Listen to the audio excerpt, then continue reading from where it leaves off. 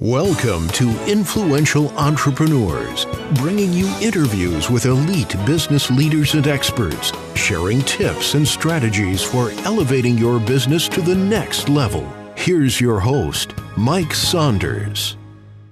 Well, hello and welcome to this episode of Influential Entrepreneurs. This is Mike Saunders, the Authority Positioning Coach. Today we have with us Dave Skattum, who is the author and podcast host of The 4 Pillars of Men's Health. Dave, welcome to the program. Hey, Mike. Thanks for having me on your podcast. I'm so excited to talk to your audience and I got some good news for some people out there. So I'm looking forward to our conversation today. Well, I always love hearing good news. So before we get to it, let's start off with give us a little bit of your background and then what led you to write the book, The 4 Pillars of Men's Health, and then now the accompanying podcast. But this is your mission, your cause of, helping men with their health, and there's a very set strategy. Yeah. But what led you to this point? Yes. So Mike, I have this vivid memory that's scarred into my soul almost about this time that I had this good friend that I'd been kind of a business associate that I'd been working with for years. And I heard from somebody that he was in a hospital getting his leg amputated because of diabetes and some things that he had been doing. And mostly I think it was just some poor choices that he'd made on his part that led to these diabetic symptoms. And, he never really took good care of himself. And we were pretty close friends or fairly close business associates. And I felt like when I heard that, I felt myself going wow, this is probably my future if I don't start making some changes. And I think it's always good if you can figure out a way to learn from other people's mistakes instead of going in and making them yourself. So it was like a radical moment for me when I said, man, I am not going to be the guy that's sitting on that hospital bed getting my leg amputated. My health had deteriorated. I was I was obese. I remember at that same time frame that I'd taken my 2 young kids up on a hike. It was just like a little mile-long hike, not hard at all. And I remember coming back from that, and my knees were throbbing, and my hip was hurting, and my back was hurting. And I was looking at my kids, and I was thinking, man, these guys are young. I want to be around when these guys get older to enjoy their life and their kids' lives and things like that. And I thought, if I'm going to, I have got to make some changes. And that's kind of the catalyst for starting it. And then it kind of evolved into having some big success. I made some big dietary changes. I got into some exercise things and changed the way I was thinking, dove deep into kind of my spiritual life.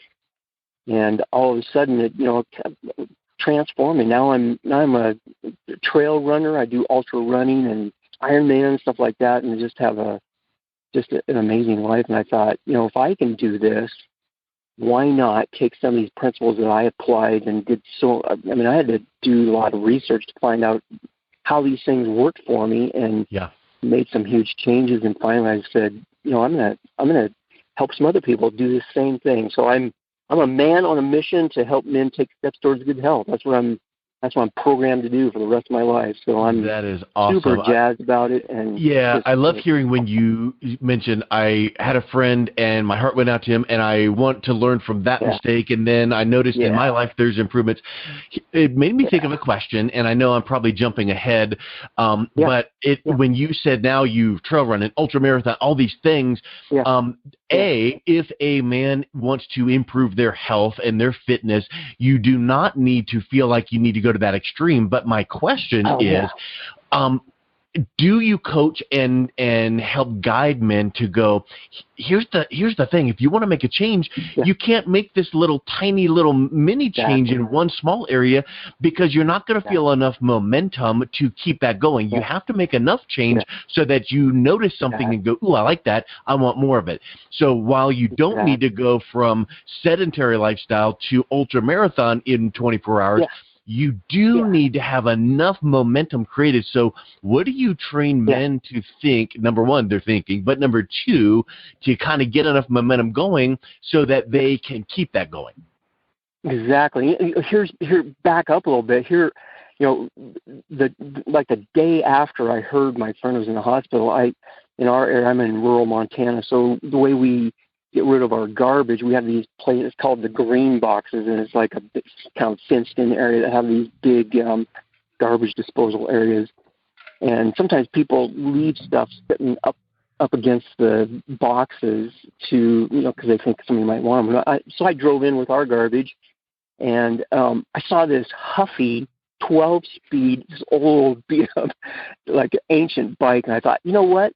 This is my clue. I'm gonna take this bike. It looked like it worked, so I threw it in the back of my truck, drove back home, pumped up the tires, and I went out on that bike my first time, doing any kind of physical exercise, and I probably went like a half a mile down the road and came back, and for like 2 weeks, I'm not kidding, Mike, it was like total misery. My butt felt like somebody had hit it with a baseball bat, and it was just traumatic for me. My body going, this is insane. What are you doing here? So it's not. It took me 10 years to go from where I was to where I could go out and actually run and do these activities. And I'm all in with you. I do the trail running and the marathons and all that stuff because I for some quirky reason I love it. But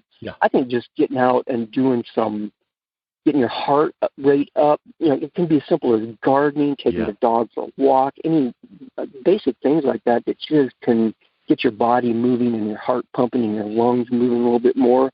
That's what's critical. And I do. I'm a certified personal trainer. As part of my journey getting to this point, I invested a lot of time into learning how to be a personal trainer. And I go through the pretty heavy-duty process of analyzing a person, seeing where they're at, and seeing how I can help them. We start with baby steps, one little thing at a time, and move on from there. I think that's a big piece of it. I think it's nice that people know your accomplishments, but I think that they also need to know that that's not expected of them, and baby steps are where it's at. And kind of like awareness or mindfulness or self-awareness, things like that, where you need to then notice what those baby steps are doing to go, you know what? All you did this week was literally walk around the block every day for 7 days, and it was a casual stroll, and you didn't exert yourself, and you didn't come back with sore muscles, but you know what? How many times have you done that in the past? Oh, none? So that kind of makes you feel good that you did that one piece alone, and then next week we're going to go twice, so baby steps and that progression of moving a little closer to that goal, and their goals are going to be different than your goals. So I think that's a really, really big piece. So here's a question. Where does a guy start the journey? So if they know that, Dave, I need to do something, where are they going to start when they start talking and working with you? Yeah. So here, kind of like a little reflection on that. Like when I wrote this book, and my publisher, or the guy that helped me manage it and get through it, because I'm not it's not my love. I don't just crave writing, but this guy helped me. One of my projects that he had me do was, he said, Dave, what you got to do is go to Barnes & Noble or a local bookshop and look at men's health subjects. And what we're after there is trying to get a cover for the book. And so I went to the Barnes & Noble, our local Barnes & Noble, and I went in there and I found this men's section. I don't know if you've been to a men's section, but 95% of it is big, bulky men that are working out and building muscle. And I think that's a important piece. And guys that are passionate about that, kudos. That's awesome. Do that. But to me, it's like to get healthy, it requires more than just focusing on the physical part. And that's why the title of my book and podcast is The 4 Pillars of Men's Health. And I think I'm in construction in my past, and when you look at a building, you can almost like picture 4 corners of the building that holds the structure of this building up, the 4 pillars that hold that building up. And and when a contractor puts that building in, they dig like this deep foundation, pour a big footer down there, and it's way down in the ground. And then they put this structure up on these pillars that support that building. And, the bigger the building, the bigger the foundation, the bigger the pillars need to be. And so if you don't picture that building just having 3 pillars in it, just imagine what that would do. It's like part of it would start getting lopsided or crooked or even cave in. And to me, it's the same thing. If you don't have a well-rounded view of what it means to be healthy, then you can be like this big muscular guy. But if you're eating McDonald's food and slugging down Dr. Pepper all day, and you're confused and weirded out about your spiritual life, all that stuff, it doesn't raise you to the place of good health that you need to be. And so in my book and in my thought and my experience towards good health, it focuses on the 4 pillars of men's health. And I think it's critical to focus on a well-balanced view of well, and let's think about something. You mentioned the foundation and the 3 and the 4.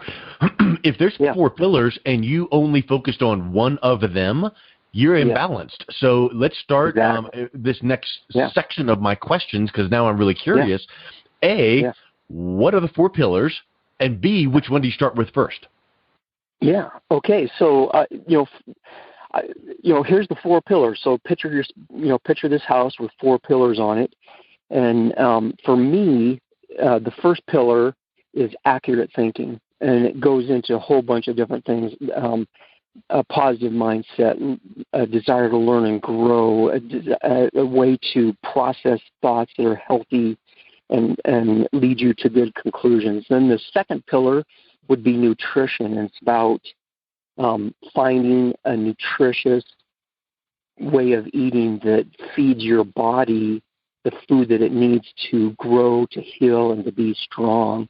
And then the third pillar is exercise, and it's about just getting your body out there in a way that gets your heart rate up, keeps your flexibility going, and get your lungs moving and all that stuff, the exercise part of it. And then the fourth pillar is spirituality, and just a pursuit of, inner peace and inner strength through prayer, meditation, fasting, is the things that I talk about that have been really helpful to me.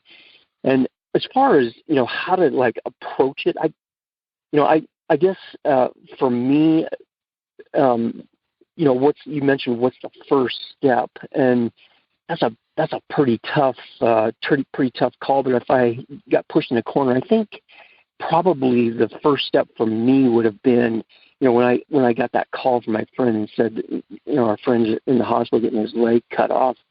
It's like something switched in my head. I started thinking, if I don't make some pretty drastic changes, it's going to be Dave Skattum sitting on that hospital bed with that doctor leaning over me.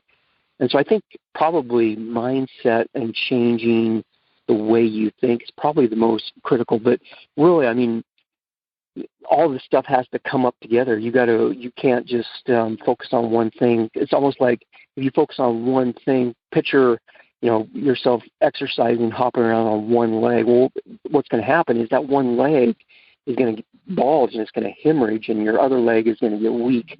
So you need to have a balanced program and a balanced approach to focusing on all four of these things. Make sure you have your nutrition. Make sure you're getting good food that heals and that strengthens your body, and all the 4 other exercises. So I just agree with everything you just said. I agree with starting with mindset first, because that puts you in the right frame of mind to work on these pillars. And it reminded me, you mentioned, you said a word that reminded me, and I looked up this quote, "A rising tide lifts all boats."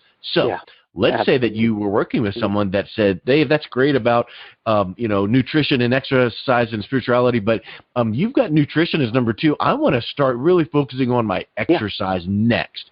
Well, that is fine, because if you're getting some baby steps of momentum with your exercise routine, now guess what happens when you go home and you reach for some food? You're not going to reach for the Twinkie, most probably, because you're like, you know what? I just did a really good workout, and I feel pretty good. I need to reach for that better food, right? So speak a little bit about how it becomes this self-fulfilling, really momentum-building, overlapping each other. When you start focusing on one, it makes it easier to focus on the others. Yeah, Mike, the other thing, too, is in regards to that, each of us have strengths and weakness in these 4 areas. Some of us have the exercise thing dialed in, and we go to the gym, or we have an exercise thing where we go out and walk our dog, or ride a bike with your spouse, or whatever. We have that dialed in, but the thing that's hurting us is the way we're processing things that are coming at us in our life, the way we're thinking about our business or our job or whatever. So I think each one of us has strengths and weaknesses, and I think what we need to do is really take a few minutes. This is a little selfishness, but I think if a person grabbed my book and looked at these different things and kind of analyzed, okay, how's my thought life? Check. How am I choosing to be a positive person? Check. Am I learning and growing? Check. And then you move on to nutrition. Am I choosing food? Well, let's see, I'm a little weak there.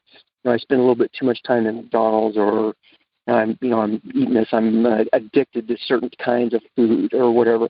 And so maybe that's the spot where you need to charge into that thing and go into nutrition and really focus on that. And I have some great mentors with nutrition that have just radically changed my viewpoint of the way I eat. And I'm a Montana guy, Mike. I grew up on a ranch in the middle of Montana. So red meat, is that where you're going? Yeah, so it's like meat and potatoes and gravy and sausage and all this stuff. And to me, there's nothing. That's not totally negative. But what you need to do is you need to have it balanced out with some nutrition that has some good micronutrients that matches that. And I'm still my family, they see me out riding my bike or out running or whatever in my running gear and all that stuff, and they're like, they got their cowboy hats and cowboy boots on, driving around their old Dodge trucks, and they're thinking, what is this guy doing? He's not. So I'm getting a little disparagement from my family. Yeah. But I'm working through it. We're working through it together. So anyway, that's hilarious. But I think there's me. Go ahead. Yeah, I think there's different entry points, and based on who you are, maybe you need to do get back into exercise. If you've been sitting on the couch too much, chugging chips and stuff, watch TV too much, maybe that's a place you start. Just get out and take the dog for a walk, or just go out and do something you enjoy. Get into gardening, whatever. Just something that raises your heart level up. Yes. And one step at a time leads to, take one step, it'll lead to another step. That's what happened with my Huffy bike. I got that bike, and I pedaled that thing around for a long time. And I have some pretty hot bikes that are little screamers, but it started off with that Huffy. Yeah. So, got to start somewhere. Baby steps. Hey, so when you say that you focused your book and podcast on the 4 pillars of men's health, well, you can go to a bookstore, you can go to Amazon, you can find all kinds of health-related, nutrition, exercise-related books. Yeah. Why men or I guess we've already spoke about white men, but what is different about the approach that men need to take as opposed to women and children? Is there literally a different way to approach these 4 pillars? Yeah, and getting back to the, kind of rehashing that, my focus is the 4 pillars of men's health. And, I looked around, at my sphere of influence, and it just seems like to me that women have this more dialed in than men, and they're already in a place where they, they're going, they're smarter, I think, than men. I think is the reason, but they figured it out, and they think, I do need to get exercise. I do need to eat healthy. I do need to, lose the fat on my body, and the women have that dialed in. But it's like men. There's something about men. It's like, the sledgehammer thing to the head. It almost like with me, it took that guy getting his leg cut off before it hit me. It dawned on me that what I'm doing is like a mess. At the same time, my wife for years had been after me. I remember one of our biggest fights in our marriage was over a bag of chips. She got so upset with me, from buying. She knew that it was causing problems for me. I kept just going back to this, eating this junk food, and she took my bag of chips, and man, that made me mad. That's hilarious. So I think women have that something about just the way we're built or whatever.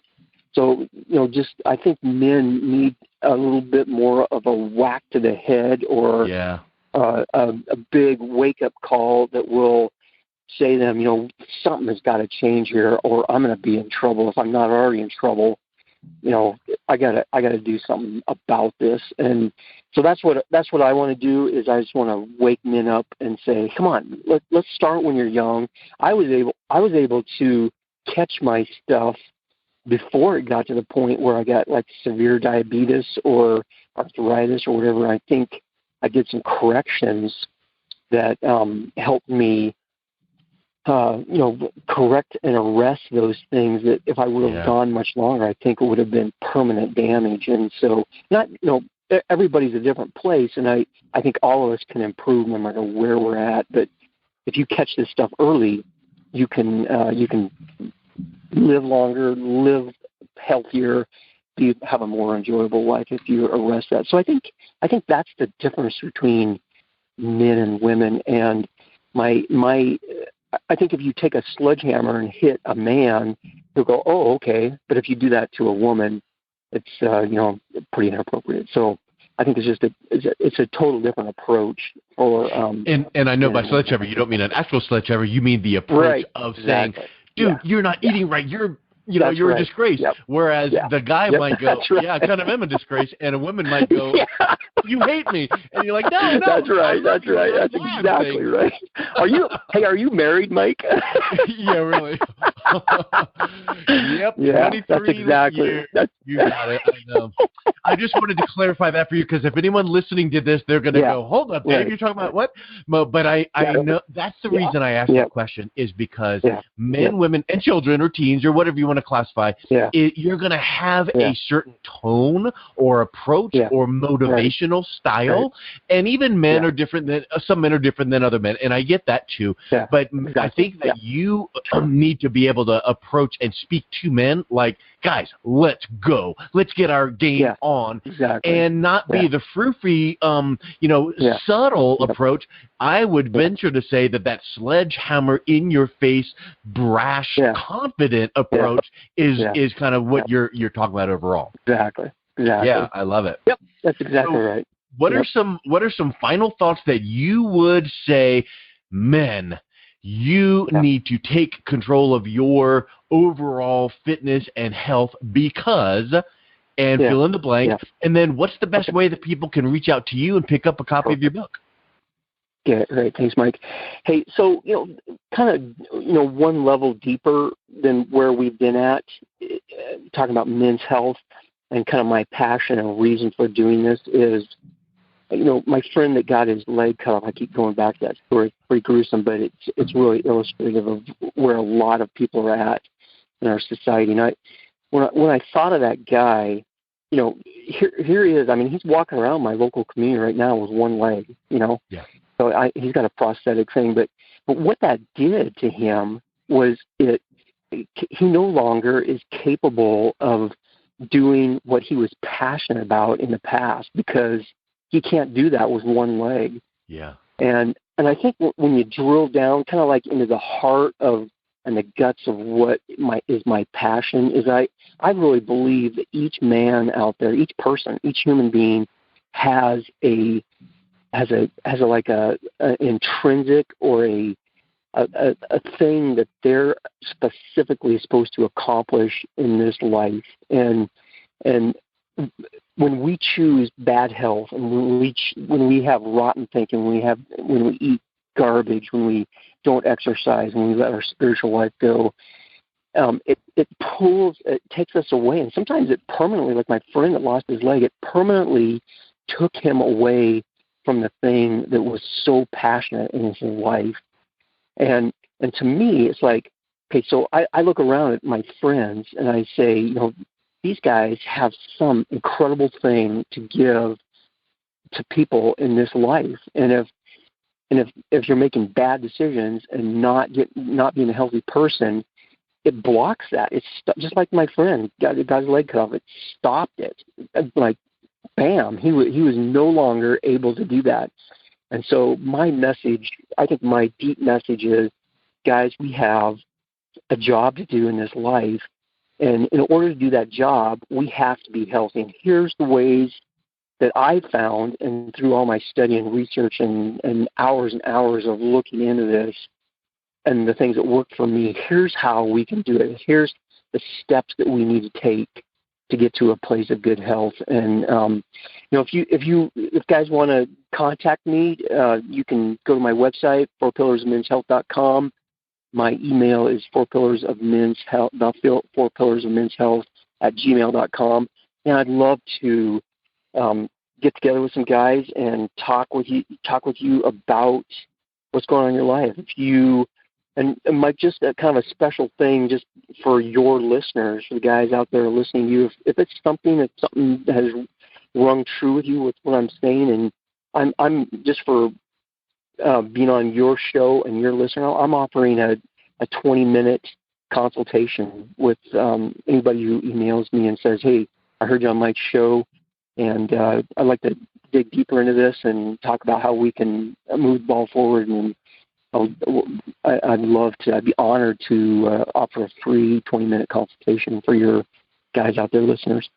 Excellent. Well, Dave, thank you so much for that gift and for your time today. It was really great talking about these really, really important issues for men. Thanks for coming on. Thank you. You've been listening to Influential Entrepreneurs with Mike Saunders. To learn more about the resources mentioned on today's show or listen to past episodes, visit www.influentialentrepreneursradio.com.